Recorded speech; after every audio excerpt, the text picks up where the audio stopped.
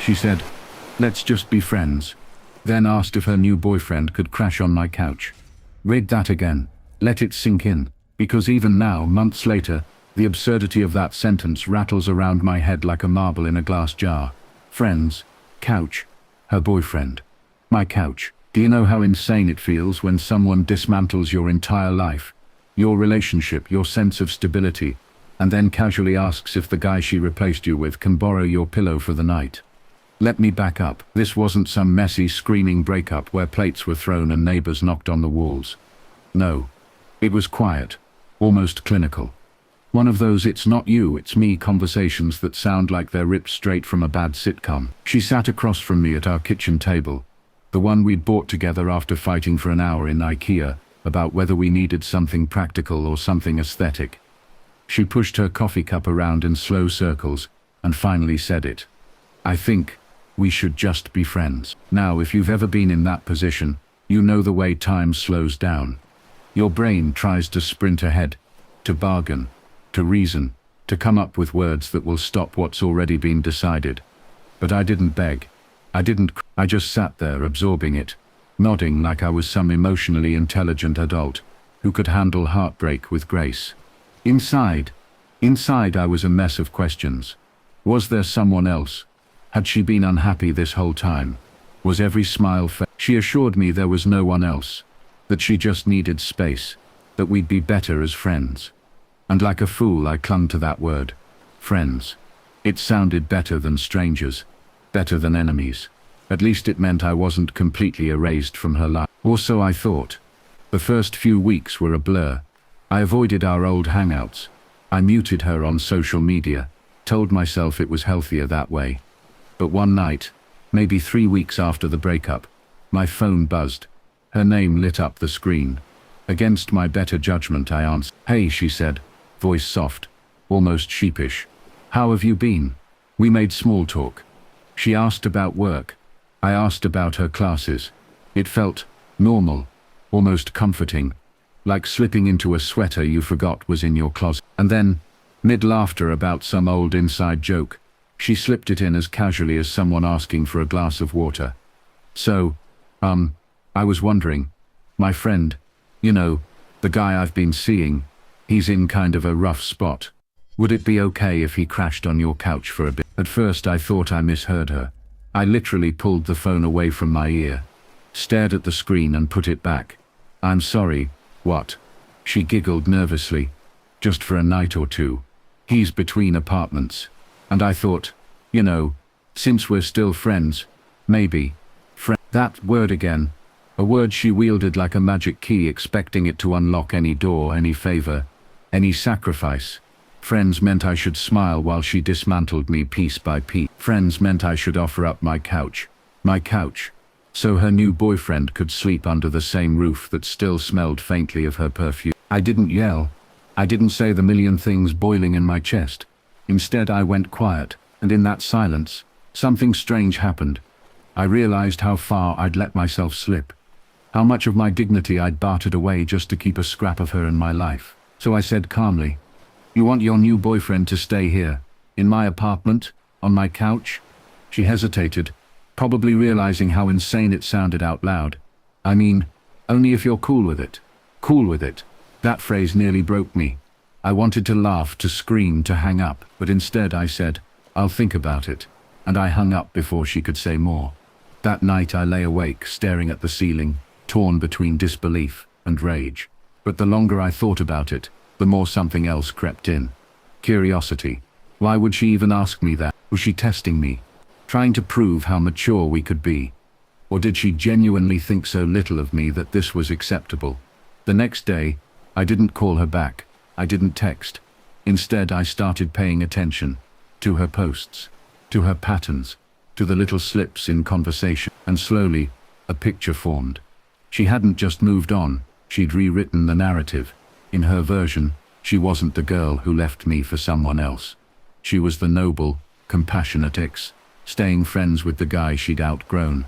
And me, I was supposed to play along, the agreeable background character in her new story. But here's the thing about stories, they can be rewritten. The first time I actually saw him was by accident. I was walking back from the grocery store, juggling 2 bags of frozen meals and a 6-pack, when I spotted them across the street, hand in hand, laughing, oblivious to the fact that I existed 10 feet away. And for the first time, instead of pain, I felt something else, a sharp clarity. He wasn't some movie star, wasn't even particularly impressive, just a regular guy, and she looked at him the way she used to look at me. I went home, set the groceries down, and stared at my couch, that stupid, sagging couch we'd bought second-hand, where we'd watched movies and fallen asleep tangled together. And I realized something. If he ever sat there, it wouldn't be as her guest. It would be as mine. So I called her back. "Yeah," I said, keeping my tone even. "He can crash here. Just one night." The silence on the other end was priceless. She hadn't expected me to agree. She stammered. "Really? Are you sure?" "Yeah," I said. "We're friends, right?" I could almost hear her sigh of relief. "Thank you. You're seriously the best." No, I wasn't the best. Not anymore. I was done playing that role, and that's when the real story began. The night he came over, I made sure everything was deliberate. Not clean, not messy, just lived in. My jacket tossed over a chair, a half-empty beer bottle on the counter, the faint smell of cologne that clung to the place even after I'd showered. I wanted him to feel it, to know without me saying a word that this was my home, my territory. She texted me first. "We're on our way. Be nice, please." I stared at the screen, half laughing to myself. Be nice. After all this, that's what she wanted from me. I pocketed my phone and waited. When the knock came, it was lighter than I expected. Hesitant. I opened the door and there she was, standing beside him like she'd rehearsed the moment. Her hair was curled the way she used to do for our date nights, and she wore that nervous smile, the one that said she knew she was crossing a line but was hoping I'd just let it slide. And then there was him, taller than me, broader shoulders, but with that awkward half-grin people wear when they know they're walking into enemy territory. "Hey," she said softly, like we were old friends catching up. "This is..." "I know," I cut in, holding his gaze. "Nice to meet you." I extended my hand. Firm. Controlled. He shook it, probably surprised I didn't slam the door in his face. Inside, he perched on the edge of the couch like it might bite him. She sat beside him, chattering nervously, filling the air with small talk about work, about mutual friends, about nothing that mattered. I sat in the armchair opposite, sipping a beer, letting the silence stretch whenever she trailed off. Finally, he cleared his throat. "Thanks for letting me crash here, man. Really appreciate it." I smiled, one of those tight, unreadable smiles. Of course, friends help friends, right? I let the words hang there. Her eyes flicked to mine, searching, maybe realizing this wasn't the gracious gesture she'd hoped for. The night dragged on. We ordered pizza, watched some mindless show. Every laugh they shared was like sandpaper on my nerves, but I didn't flinch. I stayed calm, observant, almost detached. And then when the pizza box was empty and the clock edged past midnight, I stood up. "You'll be on the couch," I said, gesturing. "Sheets are in the closet." He nodded quickly, grateful. She stood too, hesitating. I should probably stay, just to make sure he's settled. I raised an eyebrow. Or maybe he's a grown man who can handle a couch for one night. That shut her up. She grabbed her bag, kissed him on the cheek, and slipped out the door with a quiet "thank you." And then it was just the two of us. I didn't go to bed right away. I stayed in the chair, scrolling through my phone, sipping another beer, while he fidgeted with the blanket. Finally, he said, "Listen, I know this is weird. I don't want any bad blood. She told me you guys were cool." I laughed under my breath. "Cool, huh? That what she calls it?" He shifted uncomfortably. "Look, man, I didn't come here to step on toes. I just needed a place for the night." I set my phone down and leaned forward. "So tell me, when did it start? Was it before she left me or right after?" His mouth opened, then closed. His silence was all the answer I needed. I nodded slowly. "Thought so." He ran a hand through his hair. "I didn't mean for it to happen like that. She said you two were over. She said a lot of things," I replied. "Doesn't mean they were true." The room went heavy with silence. Finally I stood. "Get some sleep. Doors lock automatically. Good night." And I left him there, lying on my couch, staring at the ceiling, probably wondering what kind of mess he'd walked into. In the morning he was gone before I woke up. A folded blanket on the armrest. A polite thank you note scribbled on a piece of paper. Like that would make it all okay. But the thing is, he wasn't the point. She was. She'd orchestrated this, thinking she could blur the lines, make me the accommodating friend while she built a new life on the ashes of the old. And that's when I knew. I couldn't just sit back and let her rewrite the story. I had to take the pen back. Over the next few weeks, I started showing up again. At parties, at mutual hangouts. Not to win her back. God no. But to remind her that I wasn't erased. That I was still part of the narrative. Whether she liked it or not. And the more I showed up, the more the cracks began show. I noticed the way he stiffened when I walked into a room. The way she got quieter, more defensive. Her laughter a little too forced. They wanted me to vanish. To make their story simple.